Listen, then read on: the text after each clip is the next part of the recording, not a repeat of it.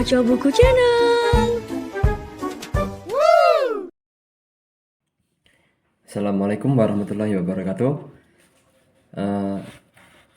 Saya akan melanjutkan membaca sebuah jurnal yang berjudul Kehadiran Media Baru atau New Media dalam Proses Komunikasi Politik. Karakteristik multimedia dapat kita pahami sebagai medium dengan beragam bentuk konten yang meliputi perpaduan teks audio, image, animasi, video, dan bentuk konten interaktif. Hypertekstual dipahami sebagai sebuah teks yang dapat mengizinkan kita mengakses teks-teks lain. Sebagai contoh, sebuah tautan yang terdapat di dalamnya cukup diklik satu kali saja untuk menghubungkan kita dengan halaman atau situs lain dengan substansi teks yang pastinya juga berbeda. Kemudian, dispersal yakni produksi, distribusi, dan konsumsi tidak terpusat. Hal ini karena setiap pengguna internet dapat sesuka hati berperan menjadi produsen, distributor, atau hanya sekedar konsumen. Inilah yang membuat media baru dianggap sebagai media yang bersifat pribadi atau individually, sehingga dapat menjadi hal biasa dalam kehidupan sehari-hari penggunaannya. Berikutnya, virtuality. Virtuality adalah karakter unik yang dimiliki media baru karena terkait dengan persepsi kita terhadap objek-objek imaterial.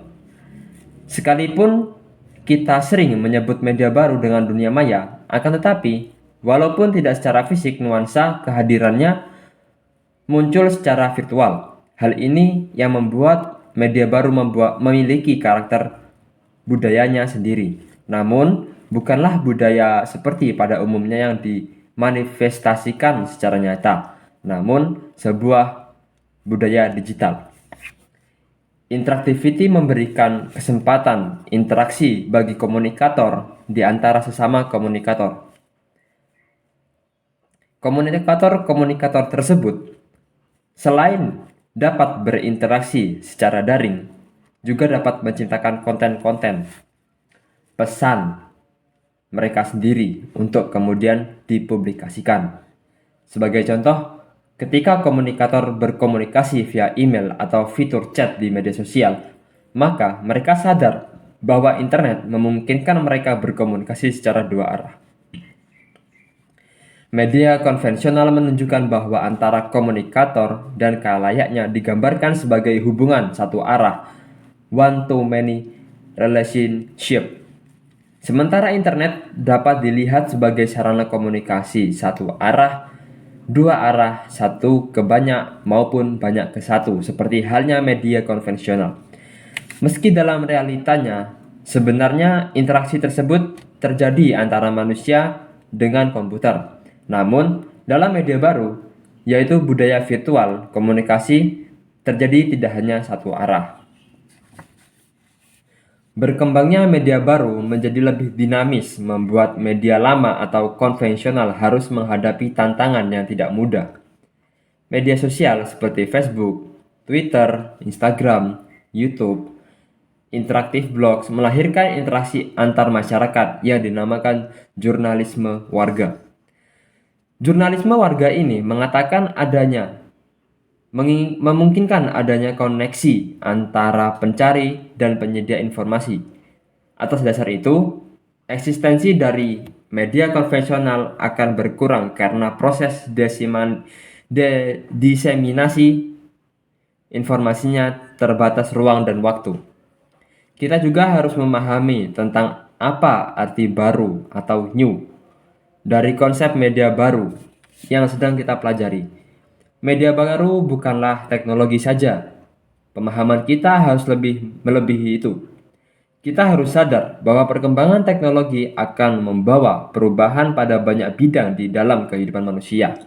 Perubahan-perubahan tersebut berujung kepada 3 hal berikut. Yang pertama, peralatan terkait dengan teknologi yang digunakan memungkinkan individu dapat memperluas kemampuan berkomunikasi. Yang kedua, Kegiatan dalam praktek komunikasi dalam media baru dapat meningkatkan kemampuan individu dalam penggunaan alat ketiga. Dalam penggunaan alat teknologi. Yang selanjutnya, atau yang ketiga, penggunaan alat dan praktek dalam media baru akan membentuk nilai-nilai sosial dan sistem pengorganisasian yang baru pula. Media sosial sebagai bagian dari media baru memang menghadirkan cara pandang baru terkait bagaimana manusia memaknai arus informasi yang di era globalisasi ini. Media sosial memang memberikan informasi yang bagi manusia modern adalah bagian dari kebutuhan primer. Hanya saja, akurasi dan kebenaran dari informasi tersebut membutuhkan verifikasi lanjutan. Bedanya dengan media konvensional, di mana ada aturan hukum yang melingkupi setiap aliran informasi yang ditampilkannya. Dalam konteks media sosial, hal tersebut sama sekali tidak ada. Maka tidak heran muncul terminologi hoax atau biasa disebut fake news atau juga false news dan lain-lain. Apalagi media sosial berada dalam ranah daring. Sifat media sosial atau daring alias sangat membutuhkan internet. Hal tersebut membuat penggunaannya sangat mudah untuk terlibat berpartisipasi.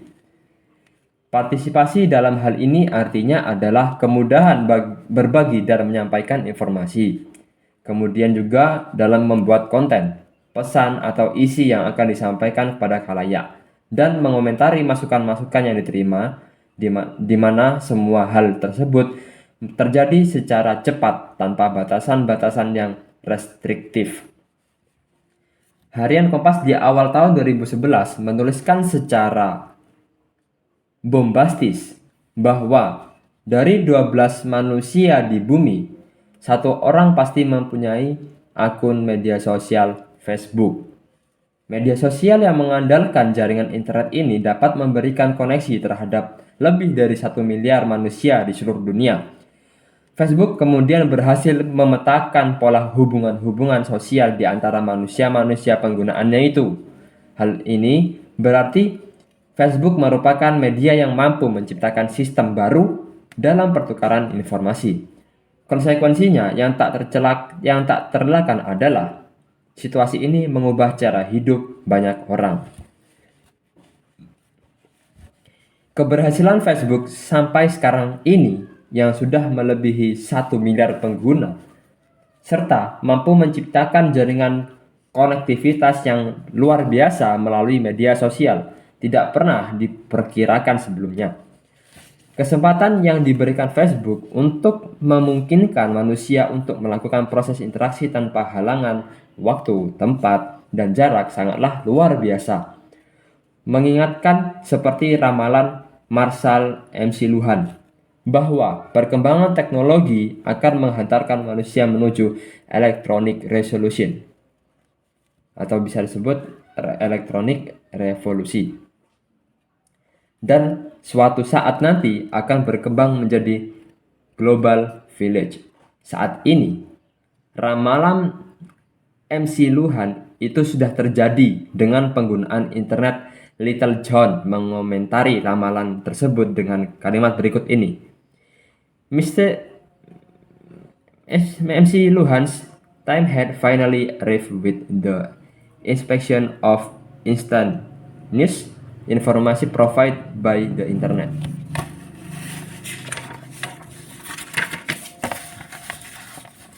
Peran teknologi, terutama internet, menjadikan kata kunci dalam perubahan-perubahan yang terjadi melalui media sosial.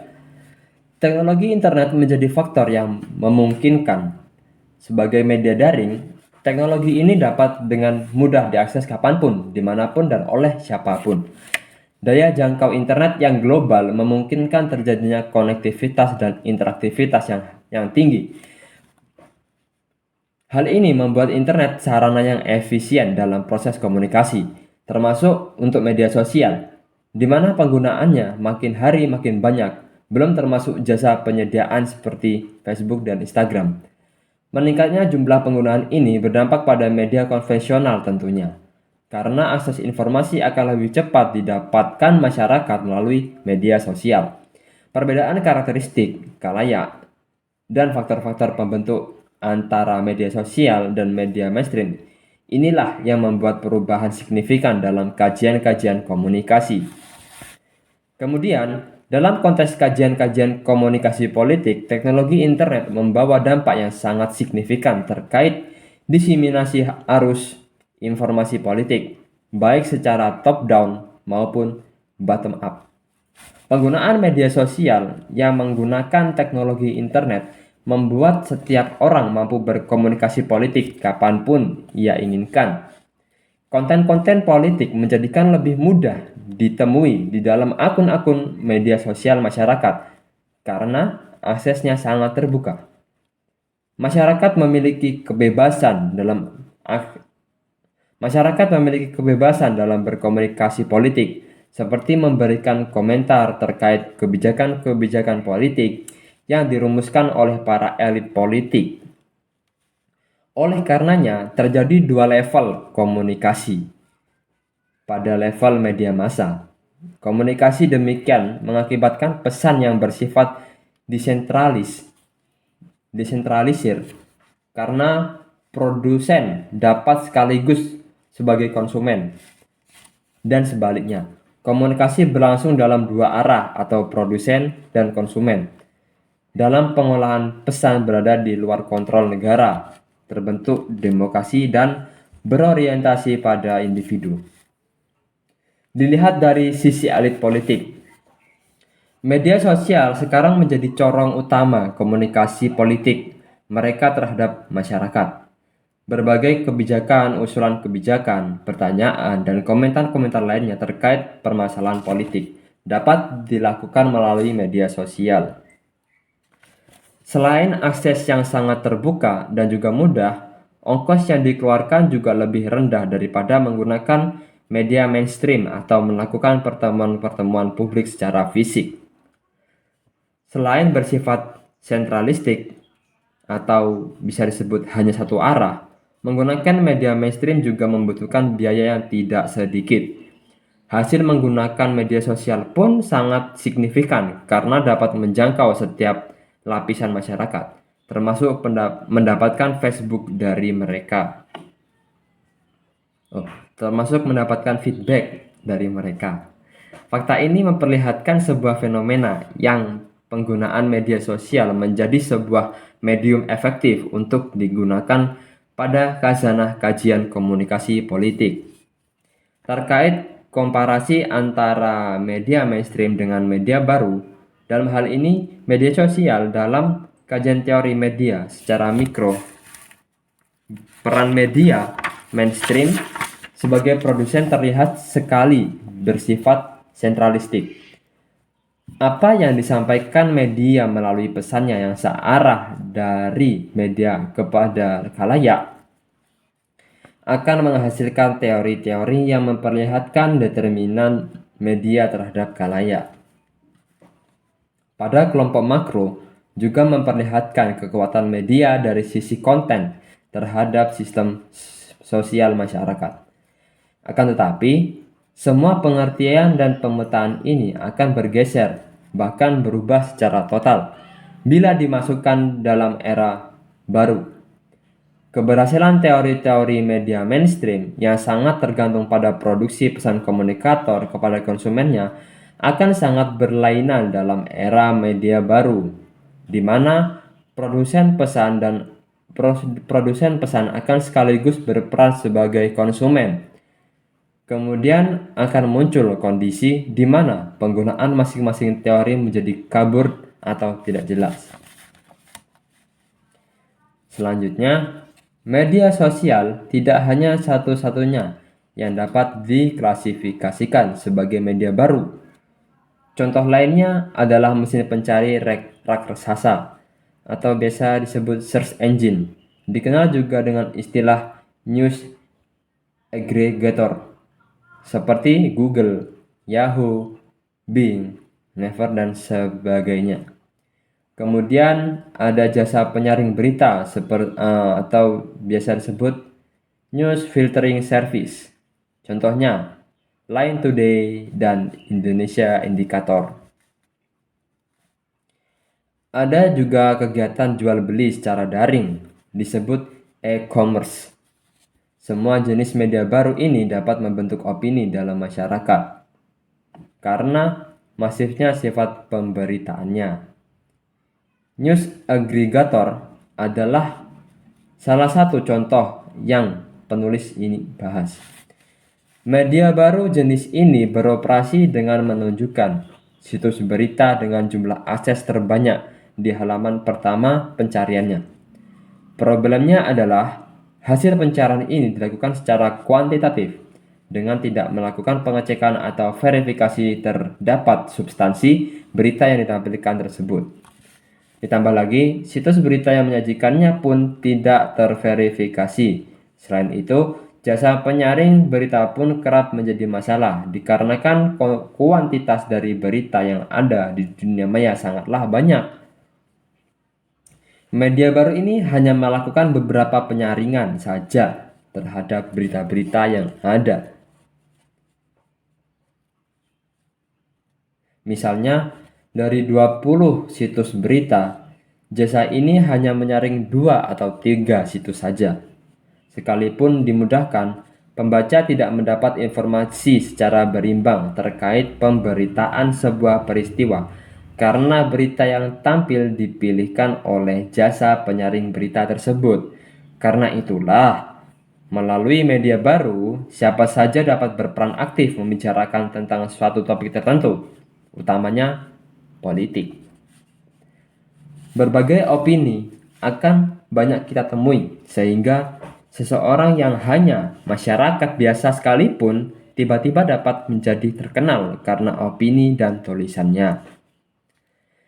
Dampak keberadaan sosial media juga mengharuskan partai politik, pemerintah, dan lembaga DPR untuk dengan segera menanggapi semua input yang masuk. Saat ini, masyarakat memiliki kesempatan untuk berkomunikasi langsung dengan lembaga-lembaga di atas, untuk beropini, berkomentar, bahkan sampai menyampaikan tuntutannya. Atas dasar itulah, diperlukan pemahaman mengenai dampak dari kehadiran media baru, utamanya sosial media.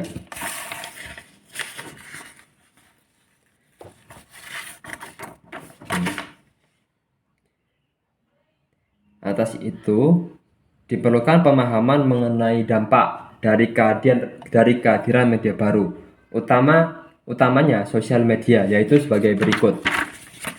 1.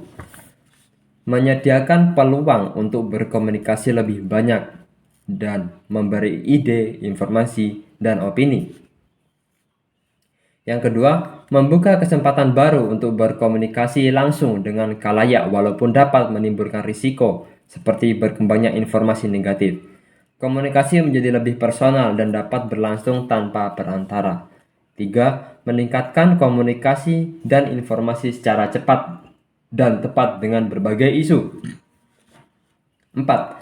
Membuka kesempatan untuk meraih khalayak dengan efektif dan efisien. 5. Membuka kesempatan untuk meraih khalayak baru dari kelompok muda atau usia yang tidak tersentuh oleh media mainstream yang biasa digunakan oleh organisasi. 6. Blog dan media sosial membuka komunikasi secara global. 7. Media baru memungkinkan organisasi untuk memperoleh data atau informasi secara tepat tentang bagaimana pendapat publik terhadap organisasi pemerintah, organisasi non-pemerintah, dan partai politik.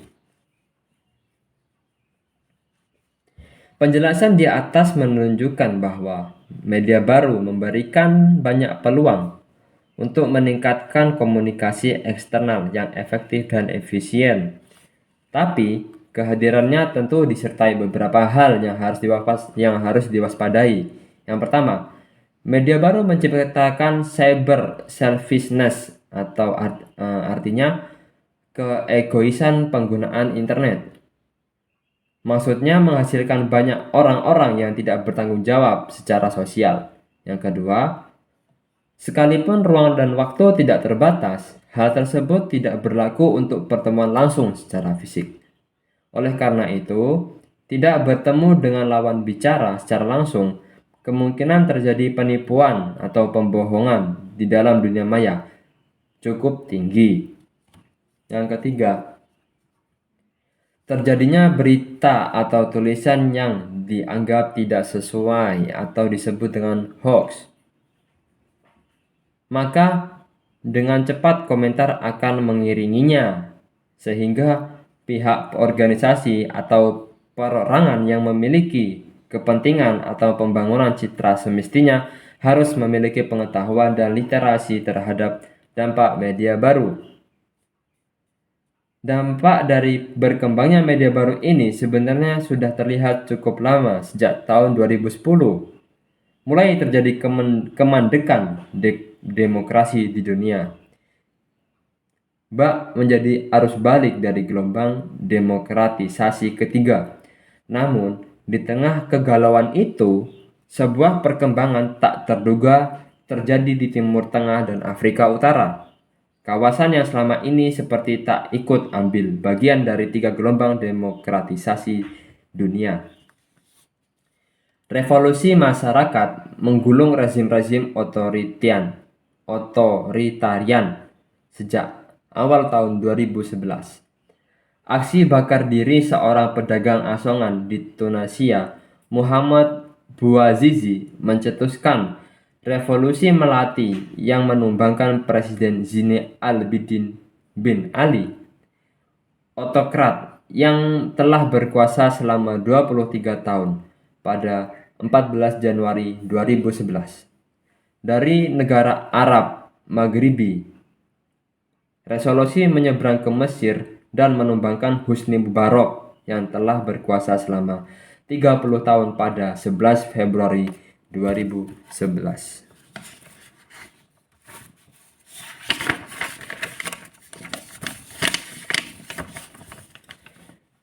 Ini terjadi terutama generasi web 2.0 mulai memasuki relung-relung kehidupan rakyat di Timur Tengah. Dengan menggunakan media internet, aktivis pro-demokrasi yang selama ini kesulitan untuk menyuarakan suaranya melalui media massa konvensional menemukan jalan baru dalam menyuarakan demokrasi. Pada tanggal 18 Desember 2010,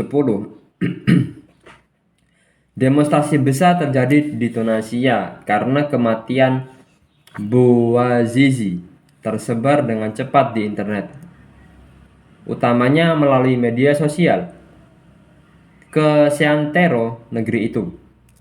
Demonstrasi besar itu akhirnya membuat Presiden Ben Ali jatuh pada tanggal 14 Januari 2011. Di Mesir, aksi massa juga terjadi secara masif dimulai tanggal 25 Januari 2011. Oleh karena itu, pemerintah Mesir memutuskan jalur komunikasi, yaitu telepon dan internet. Langkah memutus jaringan internet ini merupakan aksi kali pertama dan terbesar sepanjang sejarah internet di dunia. Hal ini dilakukan Mesir untuk menanggapi akses demonstrasi warga yang menuntut Presiden Hosni Mubarak mundur dan juga mencegah demonstrasi merebak lebih luas. Aksi massa yang terus-menerus membuat Presiden Mesir kala itu, Hosni Mubarak, lengser dari jabatan yang sudah puluhan tahunnya diemban. Ternyata Muslim semi-Arab atau dalam kurung Arab Spring belum memperlihatkan tanda berhenti. Dari dua negara itu, angin revolusi berembus tanpa ampun dan mengincar rezim-rezim otokrasi lainnya di Timur Tengah dan Afrika Utara, lalu menumbangkannya seperti Libya 2011 dan Yaman 2011. Isunya memang bukan lagi sekedar kemiskinan dan pengangguran seperti panggung dramatis Bouazizi. Isunya sudah berkembang menjadi persoalan perlawanan dan penindasan.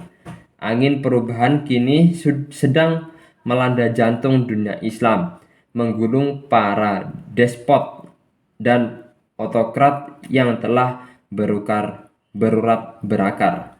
Sehingga ada yang berasumsi bahwa gelombang demokratisasi keempat telah dimulai. Sehingga sebuah gelombang yang memperlihatkan gelagat akan menyapu yang tersisa, yang tak tersentuh gelombang demonstrasi pertama. Demonstrasi pertama yaitu pada tahun 1828 sampai 1926. Yang kedua pada tahun 1943 sampai 1962. Dan yang ketiga 1974 sampai tahun 2000. Gelombang demokratisasi keempat ini hadir tak bisa dilepaskan dari publik menemukan media baru untuk menyampaikan aspirasinya. Internet telah menjadikan bagian dari proses komunikasi politik yang memungkinkan publik bersuara lebih bebas tanpa adanya lagi ketakutan terhadap sensor yang dilakukan redaksi maupun pihak di luar redaksi, terutama aparat pemerintah. Dan patut diakui dan dipahami bahwa perkembangan teknologi komunikasi dan informasi melalui Web 2.0 semakin mengukuhkan dominasi media dalam kehidupan manusia.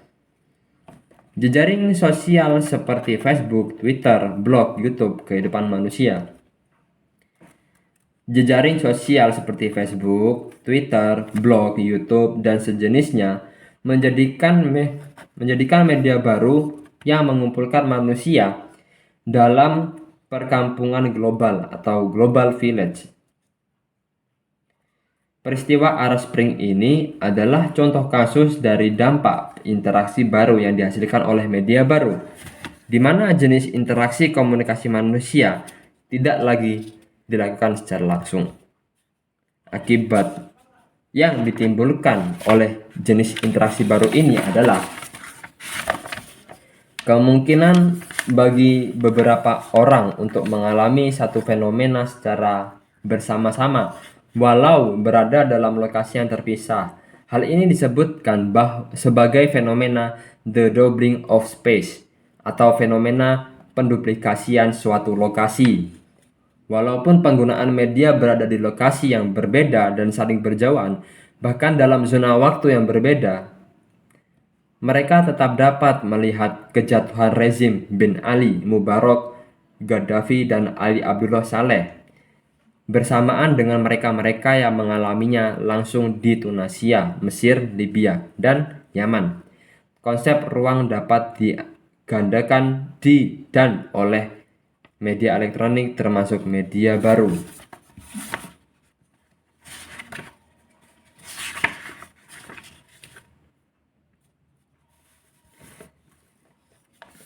Atas dasar itu pula, interaksi manusia yang didukung oleh media baru ini membawa dampak atau pengaruh positif dan juga negatif bagi kehidupan manusia. Di satu sisi, hubungan antar manusia menjadi lebih mudah dan cepat. Akan tetapi, di sisi lain pengguna media baru ini dapat dengan mudah terbelenggu dengan interaksi yang terjadi secara virtual tersebut. Contohnya, apabila seseorang masuk terlalu dalam ke dalam hubungan atau interaksi interpersonal yang ia bangun di dunia virtual, maka ia dapat dengan mudah kehilangan kepekaan terhadap fisik sekitarnya.